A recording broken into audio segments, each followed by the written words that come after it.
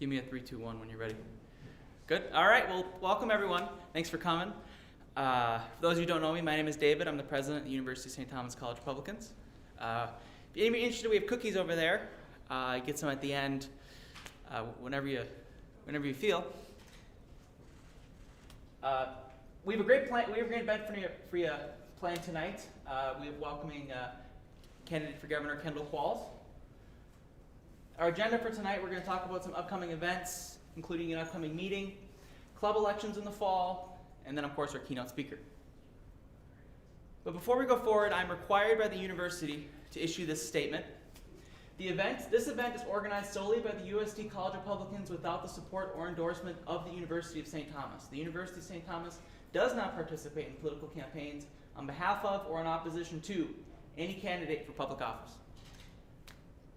Of course, be sure to follow us on Instagram and Twitter. Congratulations, everyone. We have officially reached 110 members, so I think we're over on the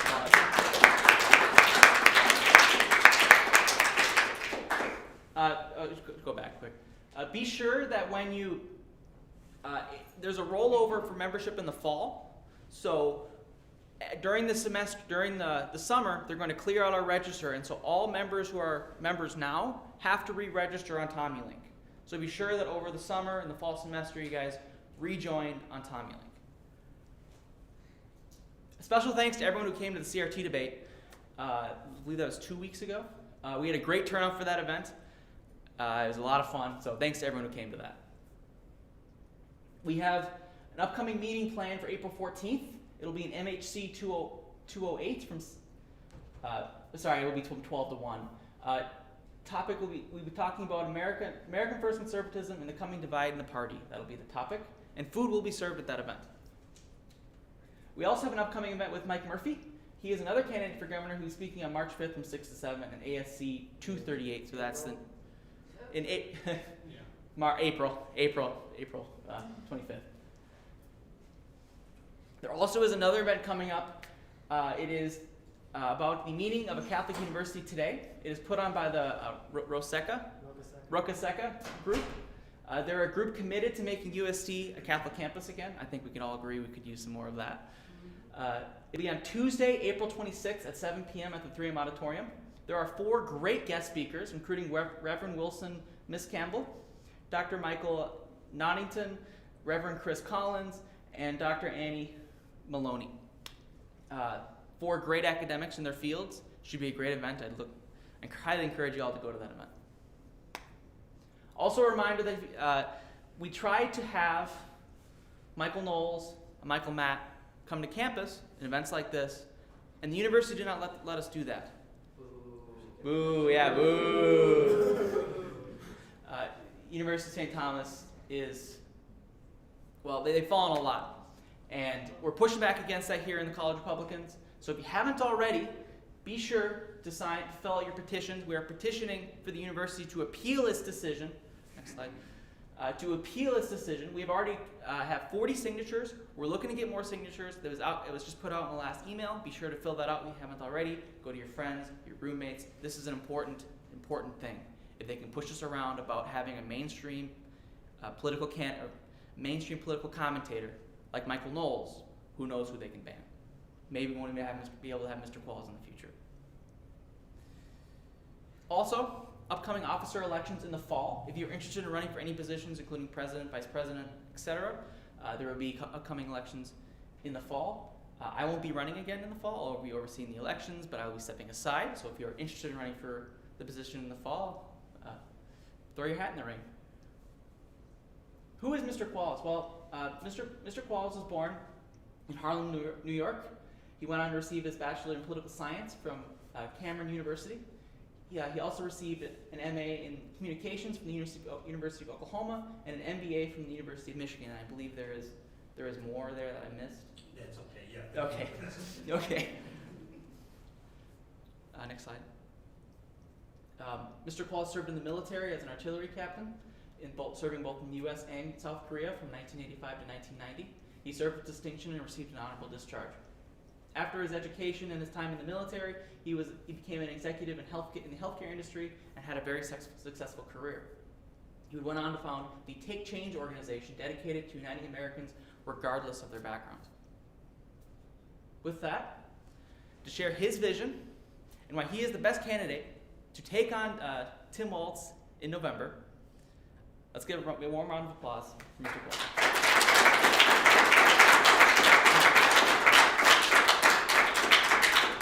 Well, you know what's right. They could decide to ban me from attending in future events, but that's okay. I'll just change my name because I'll self-identify as someone else. And then it'll be okay. Well, thanks so much for having me on board. Hey, look, before I get started, I always like to recognize, my family, my wife who's joining me today. Sheila's here.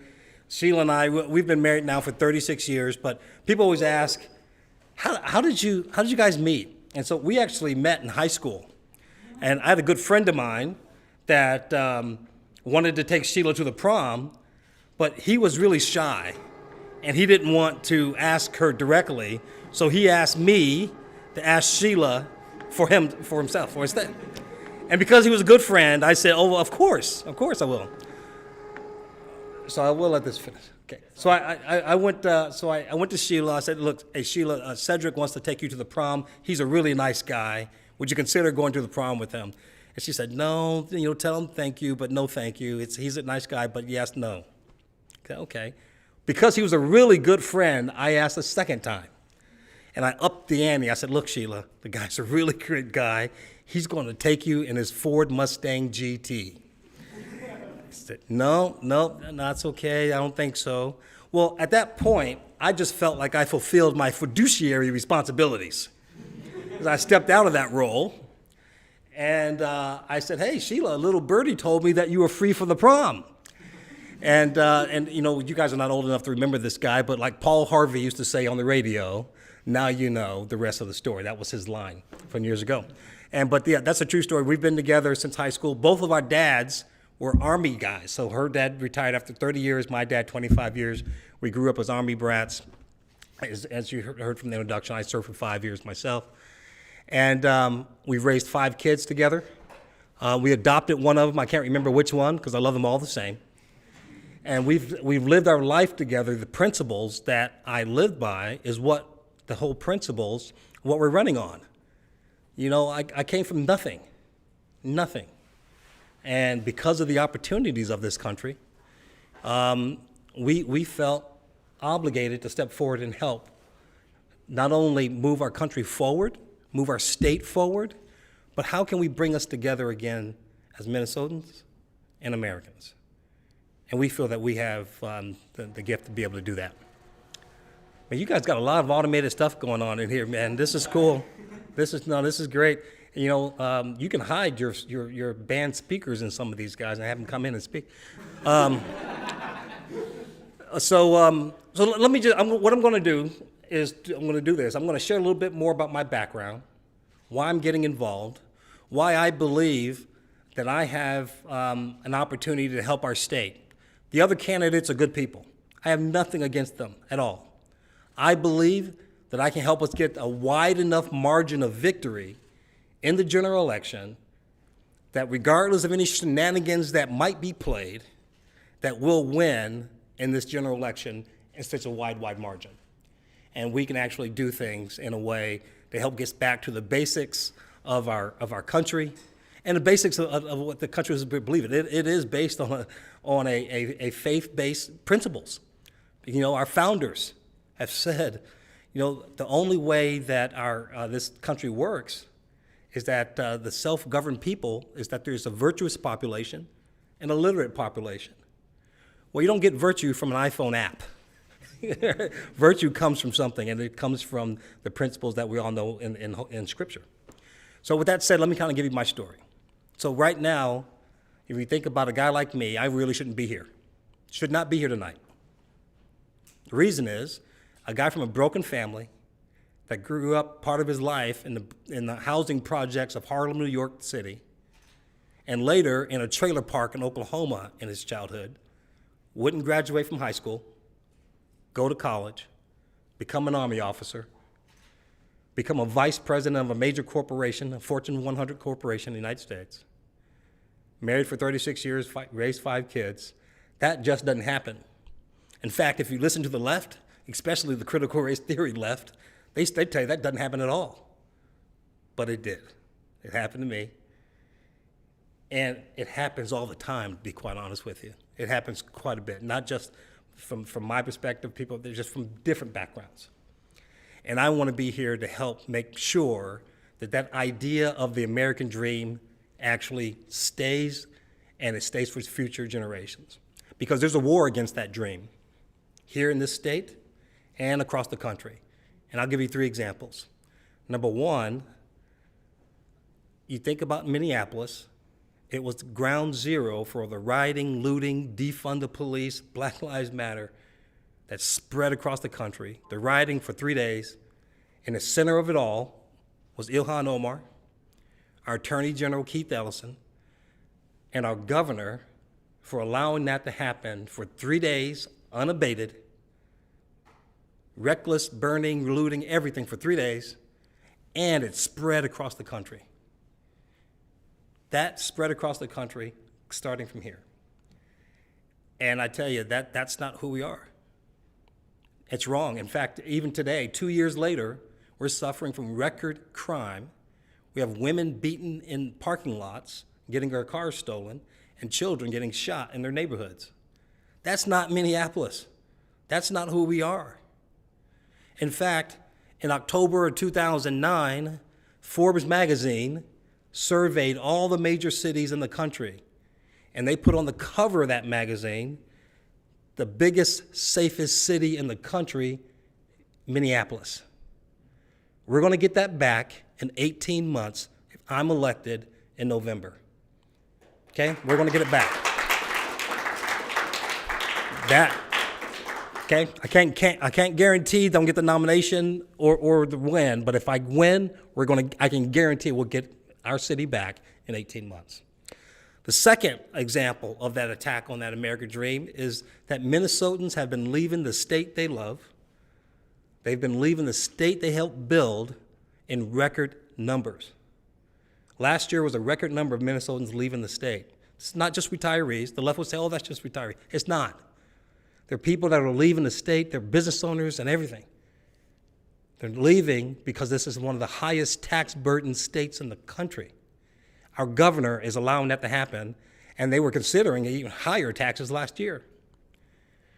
Now is not the time to turn to career politicians that can just tinker around the edges of what needs to be done.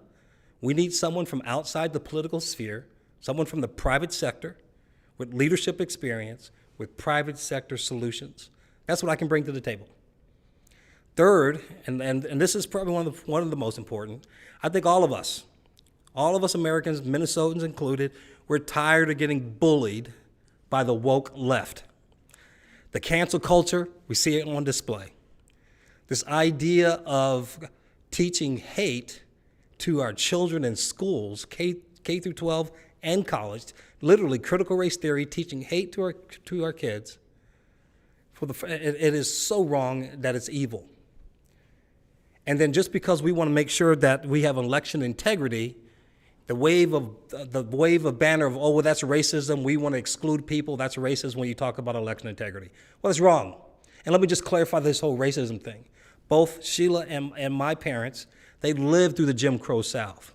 They couldn't get jobs. If there were 1,000 openings, they couldn't apply for them. So I know what systemic racism looks like and what it used to be. This is not systemic racism we're dealing with today. This is the least racist time in our country's history, and this is the least racist country in the world, and there's evidence and references to validate it worldwide. So I'm going to tell you, what they're using to justify their issue is the racial disparities. But I tell people, it's not even racial disparities. It's two-parent disparities. They're claiming disparities or privilege, white privilege, is two-parent privilege. What they don't want to acknowledge, you guys are too young to know this, but what they don't want to acknowledge is that in my lifetime, when Martin Luther King was assassinated, I was 5 years old, 80% of the black family were two-parent families. And in my lifetime, that went from 80% two-parent families to 80% fatherless homes because of their social welfare benefits. They incentivize fatherless homes, and we're seeing the ramifications of it today. When you look at the data, black children from two-parent families, they graduate at the normal distribution curve of the general population. They have low incidence of run-in with law enforcement, just like normal two-parent families. What they're trying to do is normalize this behavior, and it's wrong. I call it a cultural genocide. It is literally a cultural genocide.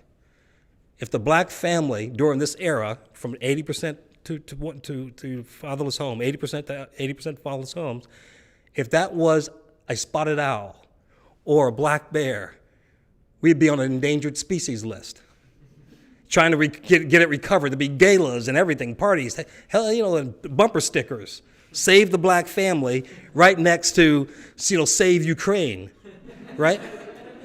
But the reason it's not is for political gain. They remain in permanent power when you're dependent on the government, and it's horrific, and I'm going to expose it. So anyway, I clarify that third one. It's the wokeness have gone wild.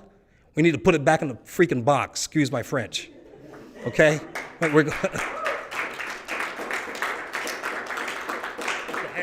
They don't want me as the nominee because I'll be their worst nightmare.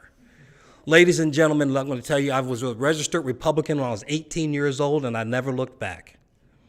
Everything that I've accomplished in my life has been because of my Christian faith and this wonderful country that we all adore and love. I'm going to fight tooth and nail to protect it. I pledged an oath when I was an Army officer when 19 years old to defend the Constitution against enemies, foreign and domestic. And trust me, that oath has no expiration date. This is why I'm doing it right now. Our country's at risk, our state's at risk, and I believe that I can help in such a significant way that we can get our country back, we can get our state back, and trust me, listen, you know the magnitude of what would happen across our country 2 years ago when the looting and the fires and all that stuff started? And then that 2.5 years later, Minnesotans doubled down on the American dream with Kendall Qualls as his governor. They say, holy smoke, look what they did in Minnesota. A guy that's unapologetic Christian, an Army officer that loves the country, it just basically says that it's not systemic racism that's the problem. Holy smoke. You know that would be a huge, huge adrenaline rush across the country. The same thing that they spread negatively across the country, I believe that the most positive things will be spread across the country with a new administration that we'll be leading. And with your help, we can do that. Now, as I close, I'll share this story with you. I want you to imagine me now about 50 pounds lighter with an afro. Okay? I was in high school. The mood of the country was like it was right now. We were in a funky feeling kind of thing. Interest rates were high. We had a Democratic president, Jimmy Carter, but it was in the winter, so it was just a little bit later in a few months. It was in the winter, and I'm sitting on my couch. I'm jumping up and down because the American Olympic team, hockey team, were playing against the Russians. The Russians at that time, they had won 4 gold medals previously, and we had this young team that was like challenging this big bear. Like, I'm jumping up and down, yelling and screaming for this team like I'm the biggest hockey fan in the world. I never knew anyone that played hockey. I never saw a hockey puck. I never saw a hockey stick. Never been to a hockey arena. But you know what? I was jumping up and down because I was a member of that team. And the coach of that team, Coach Herb Brooks from the University of Minnesota, he challenged that team to play not as prima donnas, not as individuals, not because of their differences, because they were from Boston or Michigan or Minnesota. They got together as a Team USA. And he told them that the name on the front of that jersey, USA, was much more important than the name on the back. And I was jumping up and down and celebrating because we won that game, because the name on the front of that jersey is a lot more important than the color of our skin, more important than the differences, our sexual orientation, all these things. We've been focusing on our differences far too long and not what binds us together as Americans. And I'm going to tell you, this campaign is about bringing us together as Americans, bringing us together as Minnesotans. And when we win, we're going to focus on that. We're too much focused on our differences. And you know, when we won that Olympic game, it changed the whole mood of the entire country. Ronald Reagan became president. Literally, it was like dark clouds and the sunshine. I'm not kidding. I was a kid. I remember this. Do you know that we have another opportunity to do that? Coach Herb Brooks made that spark happen, and it shined across the country. We can do it here in Minnesota again with a Qualls administration, because our focus will be on us as together as Americans and not on our differences. Thank you very much.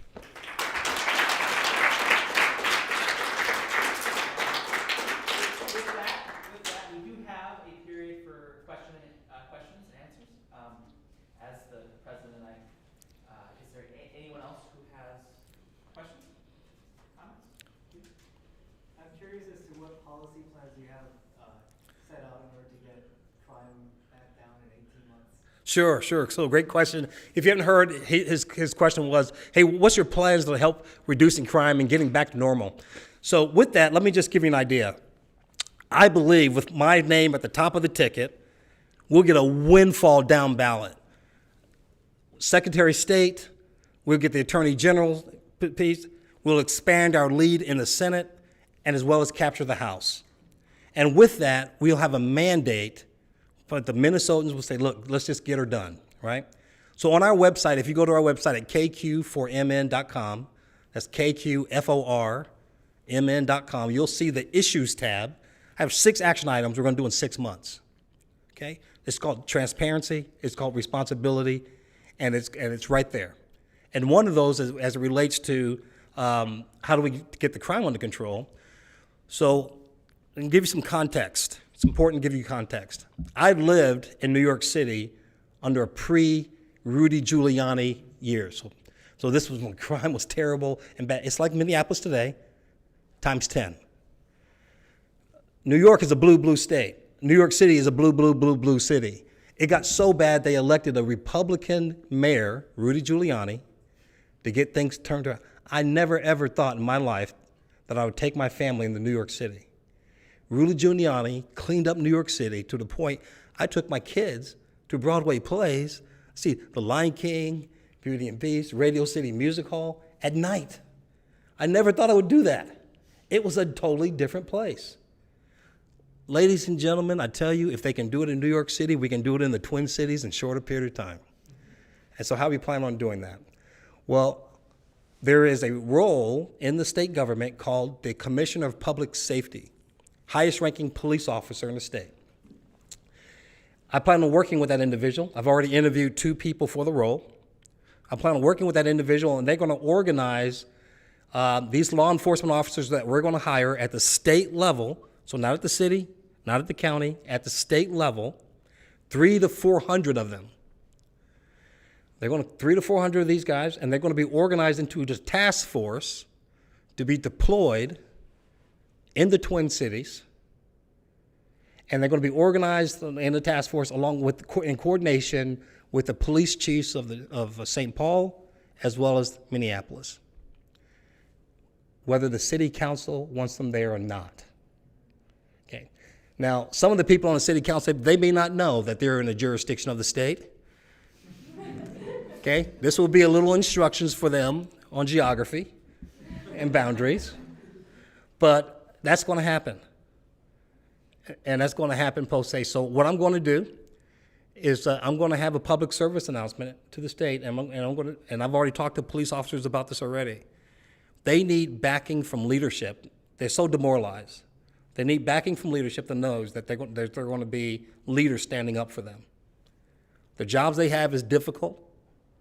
And they've been undermined by politicians, they've been by academic leaders, and we're going to stand up for them, okay? And I'm going to go make a public service announcement. Just like the Marines, I'm going to ask for a few good men, few good women. We need people to help us get our cities back. And we're recruiting at the state level for law enforcement officers, started a career to help do that. And trust me, I'll be there to take the arrows and be the public front so you can do your job in a professional manner that you deserve, and you'll get the respect that you deserve. So that's how I plan on doing it. I think that let's go to the question in the back first, and then right here. Do you have opinions on constitutional carry and/or making firearms safety like a core curriculum? So firearm safety and constitutional carry. So all of those things, again, through legislature. I have a personal opinion on that, but my job as chief executive of the state is make sure that the will of the people comes through. Okay, I have a personal opinion. My personal opinion is this: I want the same rights the criminals have. Okay. I mean, the next time if I get approached, if I get carjacked, I'm going to say, "Look, man, where's your card? I have to carry one. Where's yours?" No, in all seriousness, any idea of restrictions on individuals on their Second Amendment right is fallacy. We see it right now. Our government may not have time to get to you when you need that help, and you have every right to defend yourself. Every right. And this idea of catch and release that we're seeing with our criminals, the only type of catch and release that ever should happen is on a lake. Okay? And we're going to make sure we hold our county attorneys and our judges accountable for the behaviors that they're doing in court and making it difficult for us to live our lives. I'm going to stand here up front in front of the cameras with the victims of these crimes and make sure that these attorneys and these judges know whose side I'm on and whose side the public's on. What are you going to do about the homeless population? Well, you know what? So the question is, what about the homeless population? First of all, I think all Americans have compassion for those that are in need. And so, same thing here. But that homeless situation should be dealt with in a way. How can we get people to get back on their own 2 feet? Not perpetual homelessness, not perpetual poverty. That's what the left always does. When we give more money, it's amazing. The problem gets worse. I remember when California used to be one of the most beautiful states in the country, especially San Francisco. They've gotten more money for homelessness, and it's gotten worse and worse and worse over the decade. That's the last thing I want to have happen to Minneapolis. There are solution pathways. There are best practices that are implemented across the state, across our country, and I want to implement those in our state. Yes, sir. Bit of a long-winded question. So you said tonight that regarding single-parent black families, what has happened to the black community is nothing short of a cultural genocide. And then in the past, you've also said attacks on nuclear families are an extension of critical race theory. Therefore, would you say that critical race theory is also a form of cultural genocide, specifically against white Americans who are the victims of critical race theory most often? Critical race theory is the biggest fraud. And here's the evil part about critical race theory and this whole white privilege and everything else. It is, because I lived it, and I still have family members that lived through this stuff personally. These social programs, and again, I don't know if they, let's just say, I think more than anything, it was unintended consequences. Maybe the first decade, the second decade, the third decade. This 80% two-parent families to 80% fatherless homes, there's not been one initiative nationally to reverse it. And the evil part about this, and this is why I'm standing up against it, because it's absolutely wrong, is that they blame white Americans for this catastrophe, this disparity. They, when I say they, Democrats, and even black Democrats in these communities. So the congressional representative from Harlem, New York, his name was Charlie Rangel. There's one there now, but the one when I was growing up he was there when I left elementary school, graduated high school, graduated college, got married, had my first child, second, third, fourth, and fifth, grad school, everything else. 47 years. He got wealthy, his family got wealthy, his cronies got wealthy, perpetual poverty in Harlem, and they blame white America. That's evil. You know what? The biggest issue is that we delegitimize the importance of education and personal responsibility. Public assistance is not a way of life for anyone. It's a miserable life. And look, I went into the Twin Cities. I started a nonprofit last year. I went into the black community of the Twin Cities. Said one thing: God did not intend for women to raise children alone. It's absolutely sad. These women don't want to. They don't want to live their lives alone. They don't want to raise their children alone.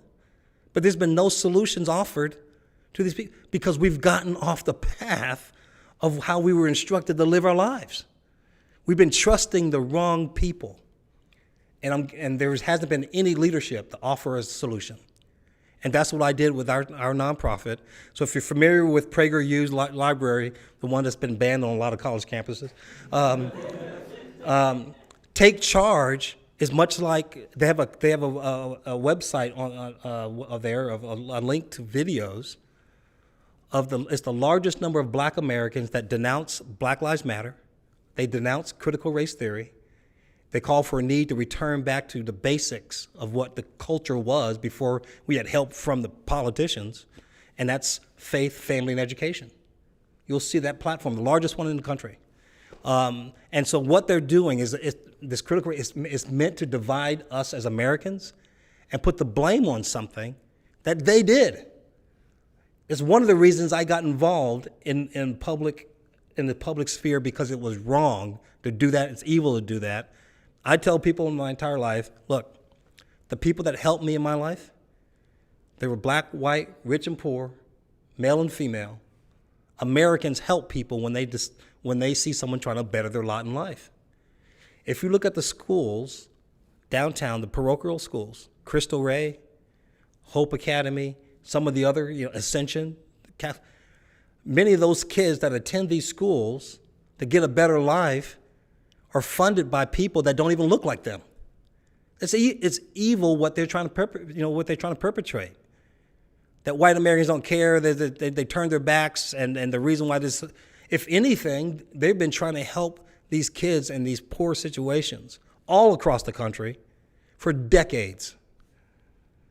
And the lie they're perpetrating, someone has to stand up again. Look, guys, I tell people all around the state when I travel, Americans don't back down from a fight, and God's people stand up against evil. And that's what I'm doing.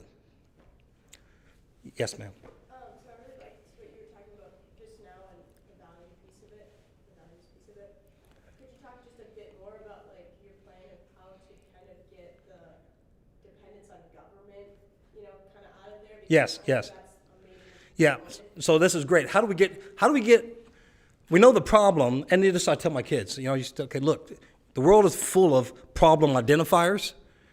We need problem solvers. You can tell you the problem all day long. So here's one of the things that we have ready to go. And this is a pilot program that's already been proven, it's been vetted, it's been de-risked, because it's already operating in other states. So one of the things I want to implement is a public-private program. One of the biggest needs that we have in our country right now is in the trades. Now, I'm a big proponent of having an American success story, whatever pathway that leads to. It may not be college, right? The biggest issue that we have right now is in our trades. The average trade personnel right now is like 57 years old. So I want to bring back vocational education back into high school. Now, when I was your age, VOTEC was something very different than it is today. And so what they've done in these other states is they partner with contractors, building contractors. And these kids, they work to renovate old dilapidated homes in blighted neighborhoods. And this could be inner city, rural, doesn't matter. In rural areas, it doesn't matter. So they renovate these homes, and for their 10th, 11th, 12th grade, now when they graduate from 12th grade, they can earn literally a middle income salary. Some of these kids have gone back to school for 2 years and got higher certification, but even at the 12th grade, when they graduate, they can earn a middle income salary. And then they partner with the banks in town so that these kids can actually purchase the homes that they've been renovating for the last 3 years. So that's real equity, not this fake equity they're talking about and this DEI stuff. Okay, real equity is ownership. That's what that means. Okay, and so you think about it. You're 19 years old. You own your house. Some of these kids, which is really cool, is that they've renovated duplexes so they live in one side and they rent out the other. And now they're greedy capitalist pigs.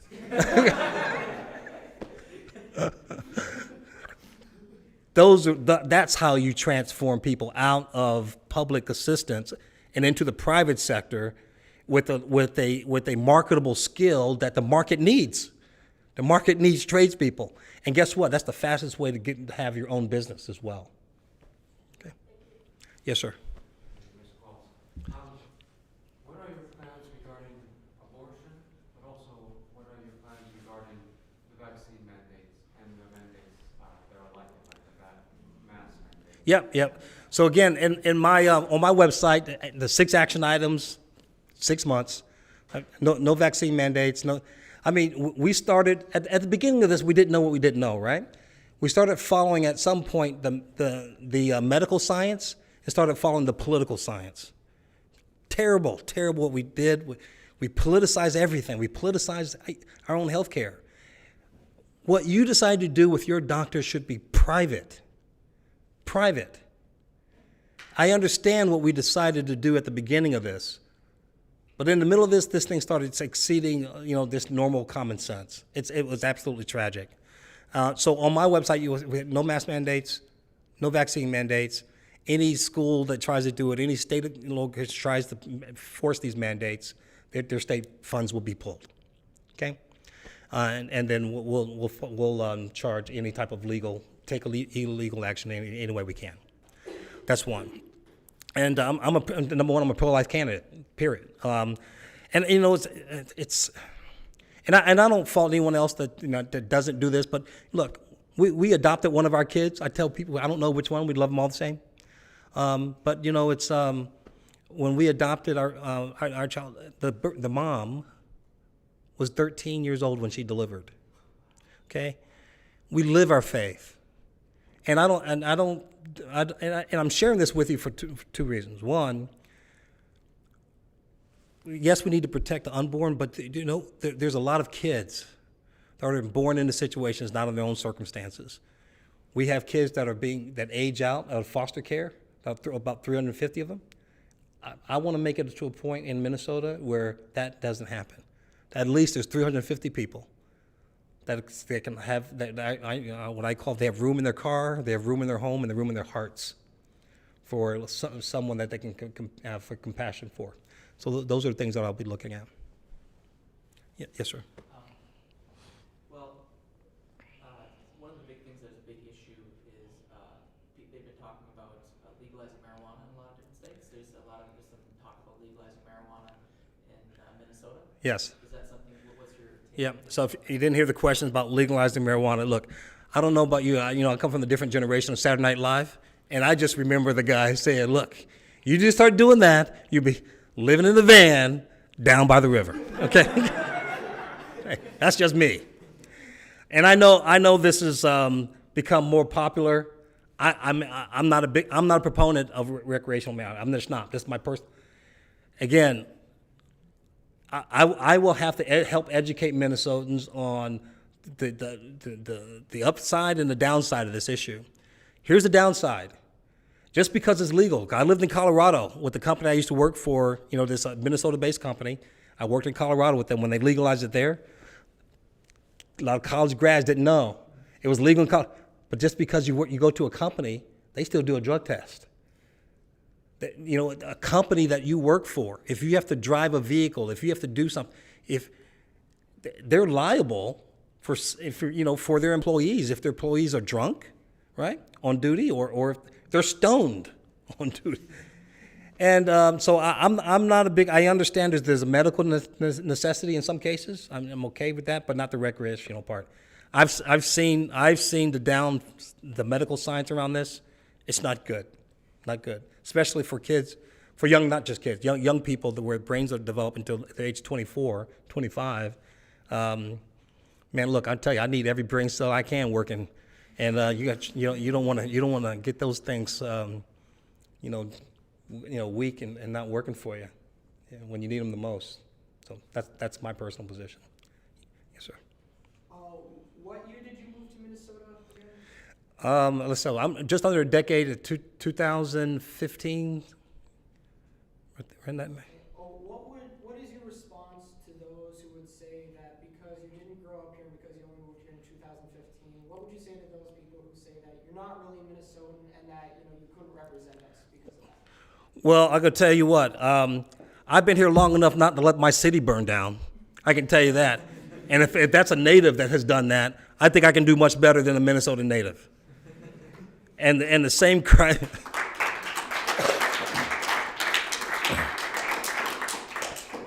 And if that's the same criteria, you know what? I wish we would have the same criteria if it was for, because Ilhan Omar was not. Our Keith Ellison is a Detroit native with a law degree from Minnesota, who's just look, guys. For Republican Party, sometimes we hold ourselves to a higher standard where the Democrats don't even do that. All right? Look, I would hope that my time in service gains something to give me at least a wild card, if you will, because we've made Minnesota our adopted home state because we want our children to raise their children here. And I see that going away. There's something special in this state that many natives don't know, is that because of the multiple different industries, that your families, your children, and your children can raise their families here without having to leave the state. Not many other states can do that in the Midwest. You have to go far to the East Coast or the West Coast to get that type of differences. I mean, really, it's unique, especially with the Minnesota Midwest values here, that multiple generations can live together and raise families together. That's what we want to do, and that's what we want to protect. Yes. No, you're next. If you win the election, what's the first thing you'll do when you become governor? Well, the question is, what's the first thing I'll do? My wife and I will say, we'll pray. We'll thank God. I mean, literally, this was a God-led decision for us, and it is a grateful and very grateful for the win, and it's a purpose-driven decision, a purpose-driven win. And we plan on visiting, if not twice a month, maybe different churches around the state, and just to bring, that sense of our culture as a country, kind of to attend. We're never going to say anything about it. We're just going to show up in the town, visit a Catholic church, visit a Christian church, and just show up and worship. But that's first. I mean, here. Getting back to basics, you think about our country, we didn't have a lot. We were simple people with basic values that made us the greatest country in the world. Even before we had a Department of Education, even before we had laptops and iPhones, the things that we accomplished were in awe. And the only thing we had was the grit of Americans and that willingness to do things, and we had core values that were common amongst all of us, regardless of our backgrounds. Regardless. Do you know Michelle Obama and Condoleezza Rice? Michelle Obama's from Chicago. Condoleezza Rice from Alabama, segregated South Alabama. Okay, same two-parent working class families, and what they both achieved is absolutely incredible.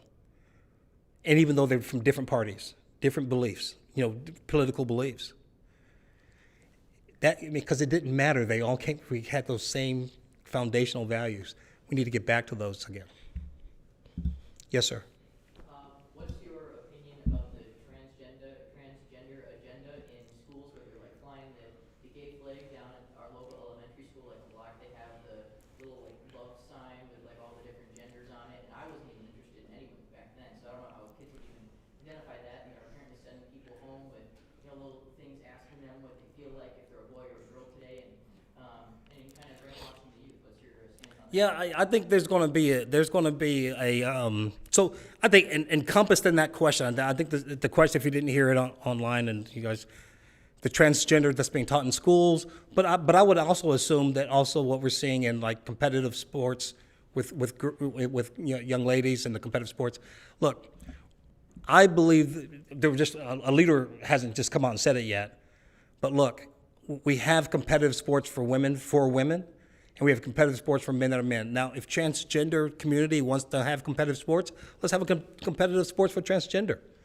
And I'm, okay. Hey, look, and think about it now. So here's the most ironic thing about this. If a female competitive athlete, dopes up with testosterone, she can get disqualified for competing. But if a transgender with 10 times the much testosterone as that person gets to compete, people are just like, what are we doing, right? What are we doing? So I'm not in favor of that. So that's what let's look. I don't want people should be respected regardless of their faith, regardless of their skin color, regardless of sexual orientation. Okay, I'm not sure. I don't want to disparage or make fun of anyone, but your lifestyle doesn't trump someone else's. That's my point. Okay, if you want to live, that's fine. You don't have a rank order or anyone else. We all share the public space together, and that's how it's got to be done. Now, what they're teaching in our schools, hey, look, I think we all have an issue with that. I can tell you when I was 11 years old, if I had a survey that says, do you identify as male, female, or pepperoni pizza, I think 9 times out of 10 I would pick a pepperoni pizza. Okay, most of these kids do not even think about sexual orientation at that age. Okay, that's the issue that a lot of parents have, and those parents should have priority on how that type of information is being taught to their kids. Not. They're being told not to tell their parents. That's right. And they're being told not to tell their parents. Now, here's the issue that I have. When we told our kids when we were growing up, if anyone tells you to have a secret against your parent, you better be warned around that, right? And they're doing that in our schools. Have an issue. That's why in our list issues thing, we have school choice. Parents decide where their kids go to school, and the dollars will go with them. No more CRT, none of this stuff that they're teaching. And here's the tragedy behind all of this stuff that they're putting in our schools. Performance of basic education is declining. It's not like, we're at the top of the country and they're adding all this other stuff. We're adding all this other distractionary things that are distracting from education at the expense of education. And that's an issue. I think that's not just a problem for me personally, it's a problem for parents. And at the end of the day, we've forgotten who the ultimate decision makers are, who the customers are, and who's paying the bills. It's those parents. Yes, ma'am. What about letting men into women's bathrooms? Yeah, so the question was letting men into women's bathrooms and that kind of thing. Look, the fact that we even have to ask this question today is there's privacy that every individual deserves, and that used to be sacrosanct, and it'll remain that way as long as I'm governor. Yes, yes, sir. There's been a lot of talk in Minnesota about reforming the police, i.e. defunding or changing how they do training, that kind of thing. What's your opinion about police reform? So the questions around police reform. Look, I've talked to quite a few police officers, and again, growing up in a community like this, there's no one hates bad officers more than good officers. And I'm not falling for any of this stuff where you characterize one officer and that they represent the entire police force. It's wrong. It's a lie. It's misrepresentation. Okay. You have a bad apple that's terrible. Those things shouldn't happen as they do, but they don't represent the entire police force. And I'm going to stand up for them. And I did, even when I wasn't elected, and even when I didn't even get the endorsement from I got an endorsement from the Fraternal Order of Police, but not the other police. I wasn't looking for their endorsement. I was just saying what was right. And I want to stand up for these officers. They're getting a bad rap. And if anything that we need to do, we need to get into the part of, hey, how do we behave when we are confronted with officers? What's your role as a citizen when you're stopped? Because they deserve the respect and professionalism of us as well. It's a two-way street. Yes, sir. What are your plans regarding, regarding the election fraud, especially what happened in 2020? What are your plans regarding election integrity? Also, what are your plans regarding big tech censorship? Sure. So didn't get the question of what's my plans for election integrity and big tech censorship. So number one, again, I'll go on my website, kq4mn.com. You'll see 6 issues. One of the 6 issues, election integrity, voter ID. Okay, it has to be shown that you are a legal citizen of this country to vote. You think that would be a like a no-brainer? But hey, look, I'd love to be the first one to bring it. Because you know what, I'm really, just as a side note, I'm really tired of Ron DeSantis having all the fun down in Florida. We need to start having that some in Minnesota. I want these guys to say, holy smoke, look what's happened up there. Okay, so that's number one. And number two is, look, whether you believe in these electronic counting machines, voting machines or not, it doesn't matter. If there is a large percentage of Minnesotans that don't trust the system, then we need to make sure that they do. We need to validate and certify that the electronic systems work and that they count one ballot and one ballot only, and that they're not being easily manipulated. And until then, we're going to do manual count and manual ballot, paper ballots like we did before. Worked for 200 years. Sure, it works now. So that's already on my website. Already there. Action orientation. I think the second question was on big tech censorship. We have an issue with there. We have a big issue with how Google, YouTube, Twitter. Look, I don't know how much I can control at the state level because some of this stuff is it's Federal Trade Commission, is that type of thing. But we'll explore legal remedies because it's wrong. It's wrong. It's not who we are as a country. It's borderline free speech related issues because they get an exemption because they're executing as private companies and they have that autonomy to do that as a private company. But they're not really private companies because it's such a required utility to have in order to function in our country. So we'll explore legal remedies to address that issue. Yes, sir. On the note of big tech censorship, in Florida, Governor Ron DeSantis last year signed a bill that had the state of Florida fine big tech companies every day that a candidate running for office in the state of Florida was banned off of those social media sites. As governor, would you support similar legislation in Minnesota? Yeah, I would have to do something a little bit different so it's not just Ron DeSantis having all the fun again. But yes, something similar. But not just for campaigns. I mean, look, when you search something, I mean, this is literally like old school, going into the library and asking the librarian, hey, I'm looking for XYZ book. The book is over on this side, but they send you over here. That's what they're doing online. It's in there somewhere, but because of the algorithm and where it appears when you search, it's not coming up as your first, and it's purposely been driven over the other side. So those are the things that we're going to be looking at of what kind of legal remedies we can accomplish. Yeah, actually, just a comment to that. When I was doing research for the opening presentation, when you search Kendall Qualls for governor, your LinkedIn comes up and your campaign page doesn't. I don't know why. I do that. Oh yeah, there's definitely something to that. Yes, ma'am. What are you going to do with illegal immigrants that provide smuggling into states? Yeah, so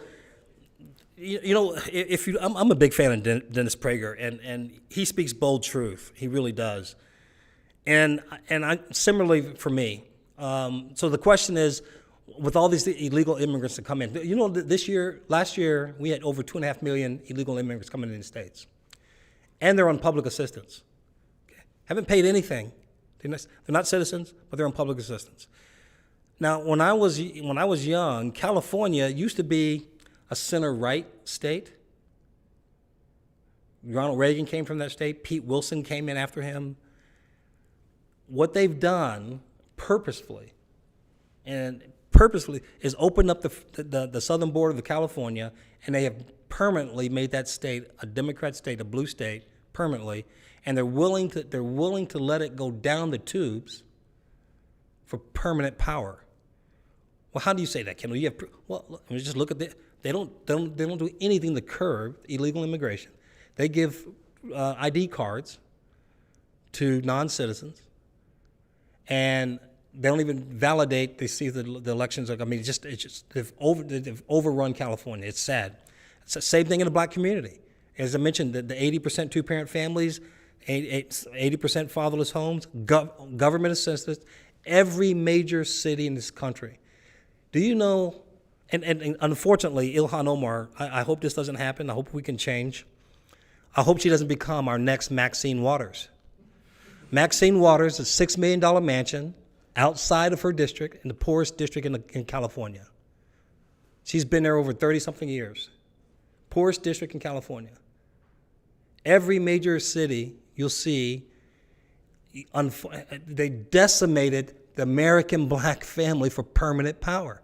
Every one of these major cities, Baltimore, Houston, same congressional representatives, they gotten wealthy and then permanent power at the expense of the people they're supposed to serve.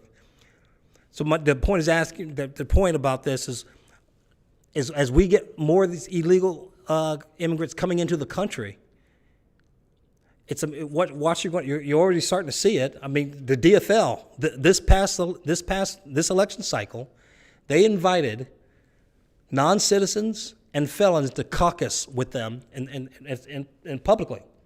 It was in the Star Tribune. They made a public announcement. They want non-citizens. They've invited non-citizens and felons to go to caucus with them. Now, we have on record that the senatorial campaign of Norm Coleman and Al Franken, after that election, there was an audit done, a public audit. The report of this was done in U.S. News and World Report, as well as the Wall Street Journal. Al Franken won by 317 votes. There were over 350 ineligible voters voted in that race that should not have voted. They were felons that should not have voted, and that's public record. We never fixed it since that election and that senatorial election. We never did anything. Even though we require voter ID? There's no ID that's required.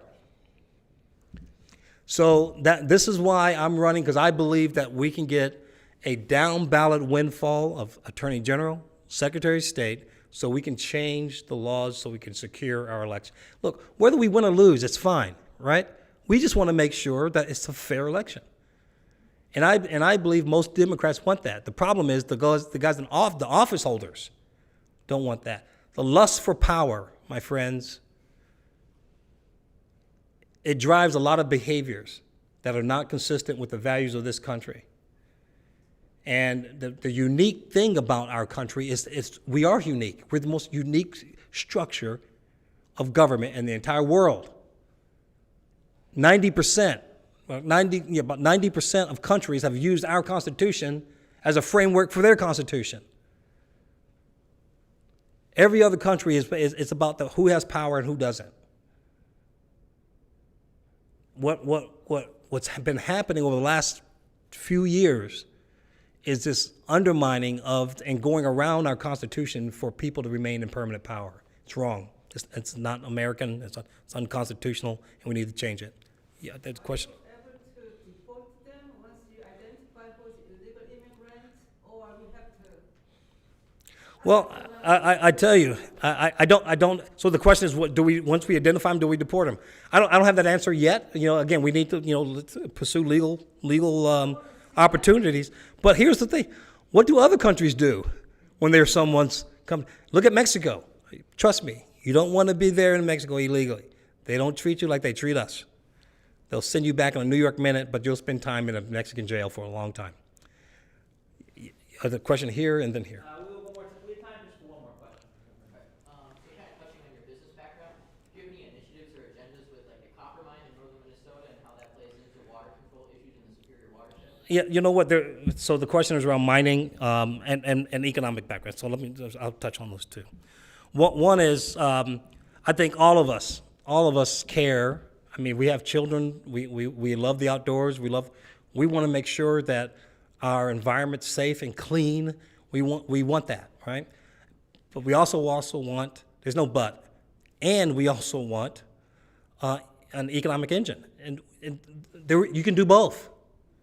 We can do both. How do we guarantee it? And now we have plans in store to do that. And even if we have to have funds in escrow in case there's accidents that happen, obviously that we need to get the situation cleaned up quickly. We need the funds to do it. Second one is that we need to look at ways that we can keep the economy going here in our state in a good way. Taxes help do that. Incentives help do that. And R&D helps do that. And that's where I like to focus. All right, guys, thank you so much. Very robust questions, and I look forward to staying in touch. And you just let me know. Hey, look, give me on a grading scale. All the other guys that came in, just put. You don't have to tell me now. You can just send it to my email. Hey, how did I compare to Jensen and some of these others? No, I'm kidding. Thank you so much.